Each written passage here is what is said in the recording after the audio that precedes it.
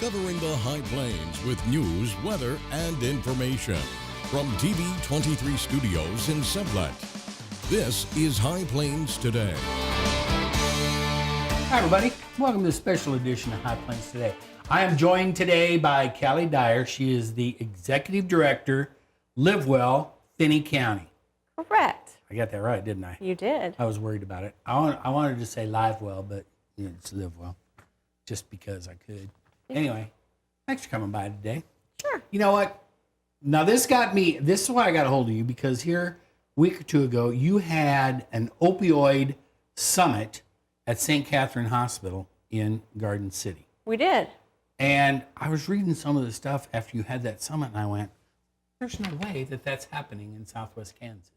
And it is happening in Southwest Kansas. You guys, unbelievable. You threw out some numbers, and there were some numbers in some articles that I read, and I'm going, that can't be here.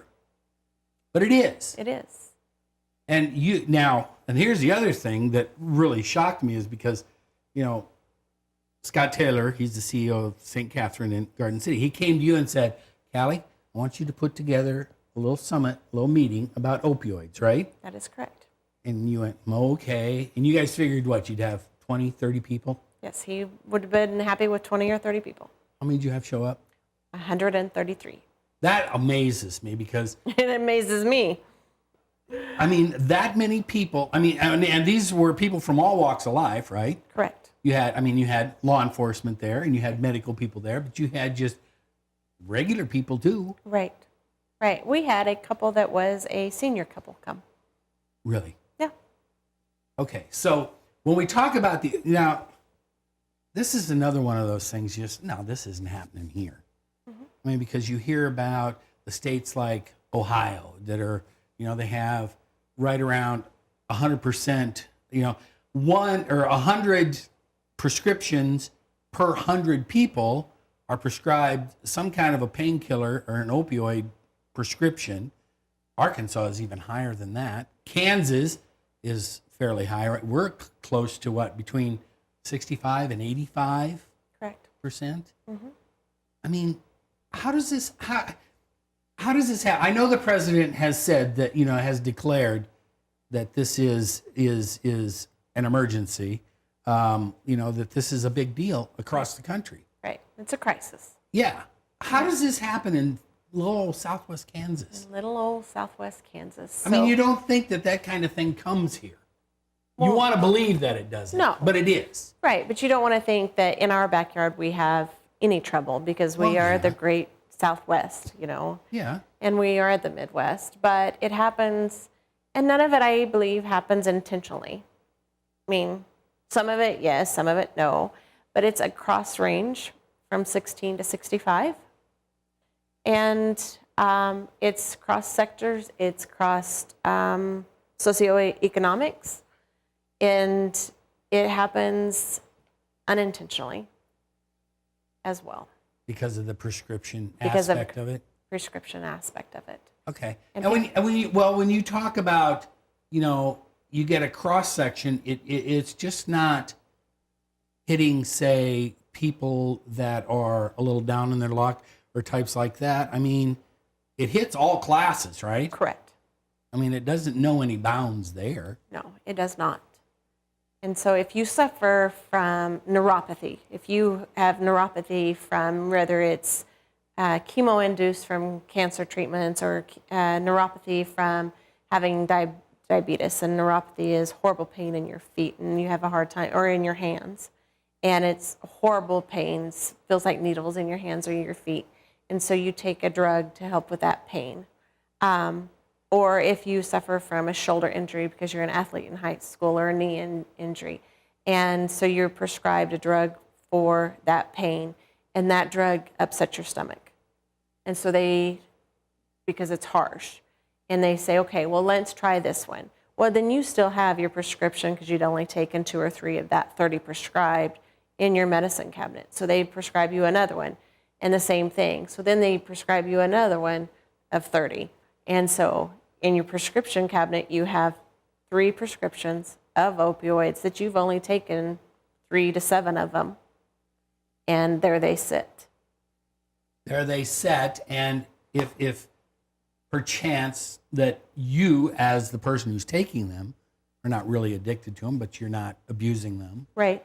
But there could be somebody, say, a brother, a sister, a child, grandchild, Right. another adult comes to visit, Right. goes in there and goes, Like right? a candy store.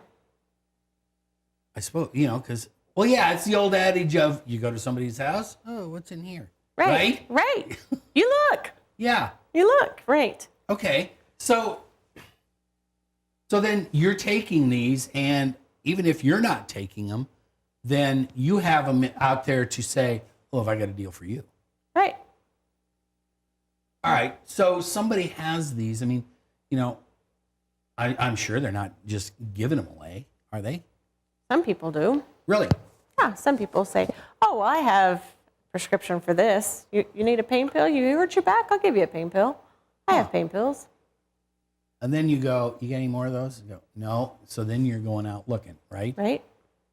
Wow. Okay. Now, what seems, okay, with the opioids, you talk about opioids, and then the other one that comes up a lot is fentanyl, right? Fentanyl's huge. That's a huge biggie, isn't it? Yeah. On the streets of Garden City. That amazes me. Okay, so we're going to hold that thought, because when we come back, I want to talk a little bit about fentanyl and some of the effects and because it's bad. Bad. Yeah, okay. So stick around. Callie and I will be back right after this. You're watching High Plains Today on TV 23 with host Chris Jewell.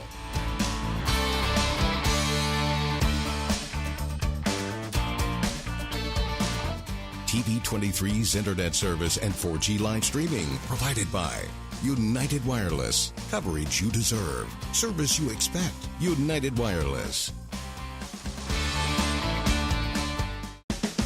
Hi, I'm Chris Jewell, host of High Plains Today, a 30-minute news and information program that airs at noon weekdays right here on TV 23. Hey, do you think you have an idea for something that would make a great segment? Somebody that would make a great interview? What about a community event that needs highlighting? Let us know here at the station. Email us news@kdgltv.com.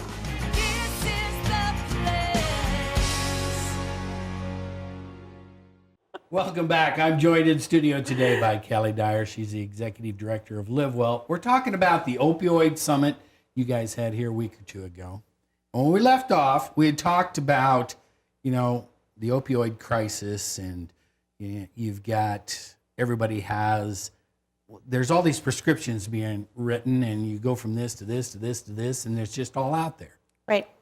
And then we started talking about fentanyl. Now, fentanyl is a whole different story. But it's here, right? It's here, and it's bad. And it's way bad. I mean, it is. Okay, so this graphic shows us that since 2012, the number of fentanyl deaths across the United States has gone up 264%. 264%. Think about that. Now, fentanyl is a super duper high-powered pain reliever, correct? Correct. I mean, it's used with cancer patients. Correct. Right? I mean, that's one of the big uses One of them, for it. right. Long-term care. Yeah, long-term care, where pain is just unbelievable. Right. I mean, this stuff is more high power than morphine, right? Correct. Okay. This stuff is stronger than morphine. And this is one of the new hot drugs that people are starting to abuse. I mean, this is one of those things that is, it's absorbed through the skin, right? Can be, because they have fentanyl patches. Okay. But when they law enforcement and EMS and those types of people, now fentanyl is the one that you always hear about when they're out on a call or whatever, and somebody has fentanyl. I mean, they're gloving up. They don't want to get near them. Right. Because even just the littlest bit comes in contact with them Could be deadly. A deadly hazard, right? And it's floating around the streets. Right. In southwest Kansas. Correct. Plus, the other thing they're starting to do now is makes it even deadlier, since fentanyl is kind of on the decrease as far as its availability, is my understanding, right? Right, because you just can't go buy it. Right. I mean, it's hard to get. hard to get the access. So now they're mixing it with heroin, Correct. and or cocaine. Yes. That just has death cocktail written all over it. Agreed. Agreed. I mean, okay, and here's the thing that during your summit, Dora Leone, she's the director, the emergency room director At St. Catherine? St. Catherine.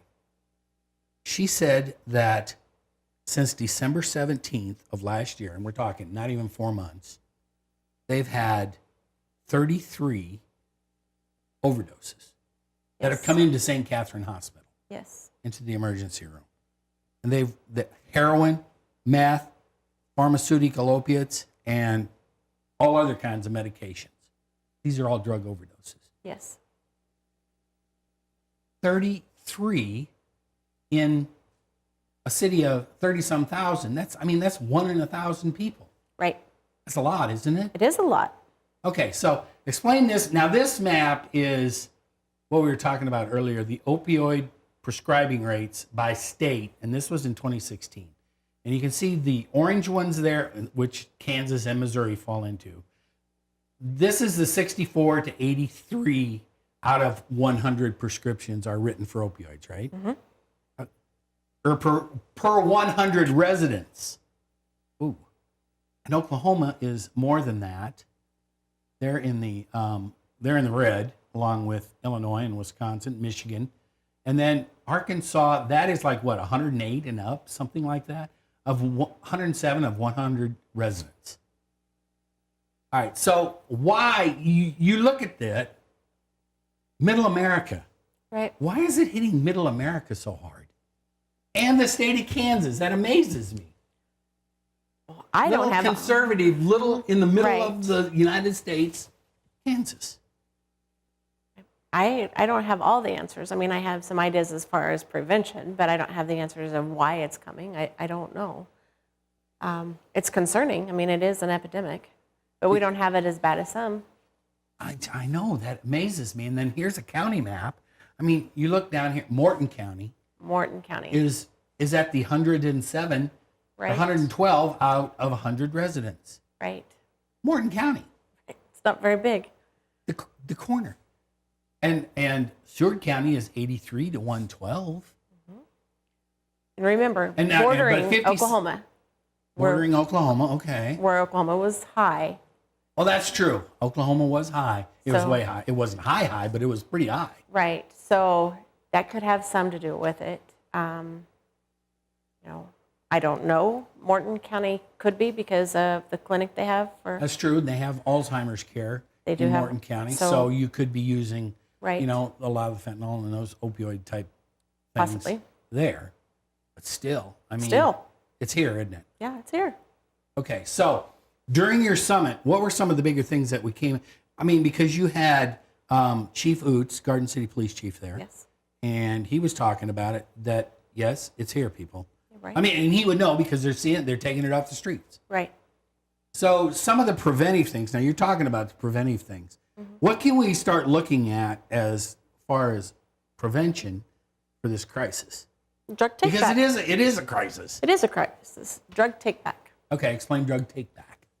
In Finney County right now, the only place to take drugs back meaning the prescriptions you haven't used. Okay, like we were talking earlier, you Right. have those 3 different prescriptions, but you Right. don't use them. You don't use them. Okay. So what are you going to do? Just set them around until you need them? And you're not gonna flush them down the toilet or No, down the sink no. because you don't want to do that No. because then it gets into the water supply. Right. And you shouldn't do that. Right. That's bad. Right. It's bad. And your pharmacy won't take them back. That's true. So in Garden City, you can take your unused prescription to the police department. There's a big container, and you drop them in there, and then that gets full, and they take them off and disposed of correctly. Okay. But there's one place. And if you're not comfortable, You aren't going to the police department, You're not. are you? no. And so for myself, that doesn't bother me to go to the police department. Right. But not everybody's that way. Okay. And so being able to have the right places to take drugs back, that is a way. And when you're not using the prescription, that is the proper way to do it. Okay. All right. So hold that thought because we're going to take a quick break. And when we come back from that, we're going to talk about that. And then we're going to talk a little bit about K-Trax K-Trax. Okay, that's another preventive thing that's out there, right? Okay. Reporting. Stick around. Callie and I back right after this break. Hi, Chris Jewell, host of High Plains Today, a 30-minute news and information program that airs weekdays at noon right here on TV 23. We talk about news, we talk about sports, we talk about weather, we're even going to talk entertainment. We'll have live guests right here on set with me. So, every day at noon, tune in, High Plains Today. We'll see you then. Weekdays here on TV 23. Welcome back. I'm joined today by Callie Dyer. She is the executive director, LiveWell, Finney County. We've been talking a lot about the opioid summit that you had. Yes. Some of this stuff I'm still having a hard time comprehending. I really, really am. And we're talking about the drug take-back program. Yes. And right now, there's one spot, say in Garden City, even in Liberal, Dodge City, you're probably taking them to the police department. Right. Well, a lot of people are going, I ain't going near there. Right. Especially with pills. Right. Or drugs or whatever, right? Right. So are we looking at different ways to get a drug take-back program working? Yes. It's one of the things that the Health Coalition is looking at. And but it's expensive, and so trying to find ways to fund that as well. And finding places to do it. And finding places to do it. I would think that, maybe a hospital or clinics, right. Places Library. like that would be good. Library. Library, yeah. Who doesn't want to go to the library? Who doesn't want to go to the library? That's an easy deal. Yeah. Okay. And usually in the center of town, easy to get to. Right. Okay. But still, you have to fund those, right? Because you're going to have specialized containers. Right. You're going to have specialized people to go get them. Right. And to deliver them and take them to wherever it is. Because you and I can't. You have to be vetted. You have to, special people have to do that. Not that you're not special. I'm special. No. Okay. I understand what you're saying. But that's something that I'm sure communities are looking at, aren't they? Well, ours is. Okay. All right. So that would be another big step as far as prevention. Right. All right. So, but now there's this other thing out called K-Trax, because what do they call it? Shopping physicians or shopping pharmacies.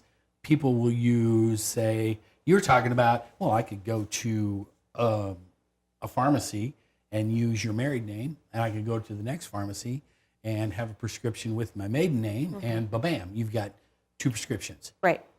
And now they have this program called K-Trax? K-Trax. Okay, so how does that work? Mandatory reporting when you are getting opioids, when you are getting narcotics. Okay. And so to decrease the number of, so those things don't happen. So if you go to, say, Walgreens, and you get this prescription, then they're going to report it to K-Trax. Right. Then if you try to go over to Dillon's or something and get or Walmart, whatever, and get another prescription, it's going to go, oop, nope, can't. Right. You'll be flagged. Okay. Right. All right. So that's going to help too. Right. But still, there's a giant problem, right? Yeah, there's still. Because the number of deaths, I think, Brian, do you have that graph that you can put up? Okay, this is the number of opioid-related overdose deaths. Okay, the bottom one, the orange one, is synthetic opioids. Then you have heroin. Then you just have commonly prescribed opioids. But then that green line is the total of all 3 of those. And that baby is through the roof. It is through the roof. It's crazy. And you were telling me, all right, now, this is just not an older person out of college, whatever. This is a kid problem too, isn't it? It is a kid problem. Because you were telling me about a game called Skittles. Skittles. Tell me how that works. Well, I don't play it, so I don't know all the rules. I don't know all the rules.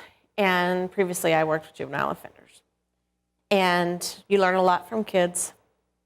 But they would take drugs, pills, and throw pills on the table. All shapes, sizes, different colors. All shapes, colors. Skittles. And you pick your pill. You don't know what you're taking. You don't know what it is. No. You have no idea. No. Oh, I'll take this red one, but you don't know what it is. Right. And then they just all sit around and take it. Yep. Okay. And I know that different kids play Skittles. I mean, it's like every game has its own little rules, but that's the gist of the game of Skittles. Wow. Yeah. So this is a problem in Southwest Kansas, is opioids. I mean, it's just not a Garden City problem. No, it's a what, Southwest. Correct. It's a Kansas problem, right? that is correct.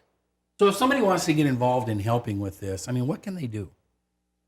Oh my gosh, there's a lot of things, because it's not just the law enforcement's responsibility. Right. It's everybody's responsibility. You know, making sure that drugs are taken back right. When you're not taking you're done with the drugs, dispose of them correctly. Making sure that they're disposed correctly, and telling people about it. You know, hey, if you're done with that, get rid of them. Yeah. You know, offer It's to the take buddy system. Right. Offer to take somebody's drugs back to the proper place, not just to take their drugs. Yeah, right. You want to be clear about that. Yeah. Because it's those conversations that don't happen that does help when you're talking about prevention. Oh, well, I didn't know. Well, I didn't know, you know. And obviously with the turnout we had with the Opioid Summit, people are interested. They want to know more. You gonna have another one? We're working on it. We're also gonna meet to see, like, what are our next steps? What do we do now? Okay. Because Keep me obviously we up have to date on steps. that. Keep me up to date on that and let me know how If that's you'll have going. me back, I will. Yeah. That's an easy deal because let me know how this is going. Okay, I will. 'Cause I was not aware. I know you had this summit and I was like, oh yeah. Blah, blah. And then I saw, criminy, you had over 100 people. Yeah. And this stuff is really, I mean, and you hear Chief Oots and one of the deputies from the sheriff's department. John Andrews? Yeah, and the lady that's in charge of the emergency room, Dora, and you go, wow, Right. this is amazing because we're not around it every day. No. But it's out there and it's Right. happening. All Yes. right, keep me posted. I will. Callie, thanks. You're welcome. And thanks for joining us on this special edition of Hot Plains Today. We'll see you next time.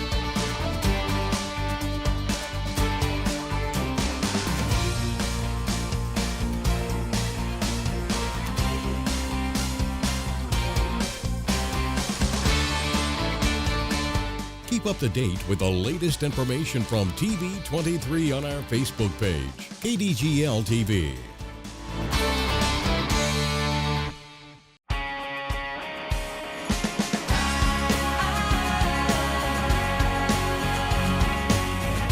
Something I feel when I'm right here, something that tells me that I'm home. People are people around here, that's how it is, it's so clear.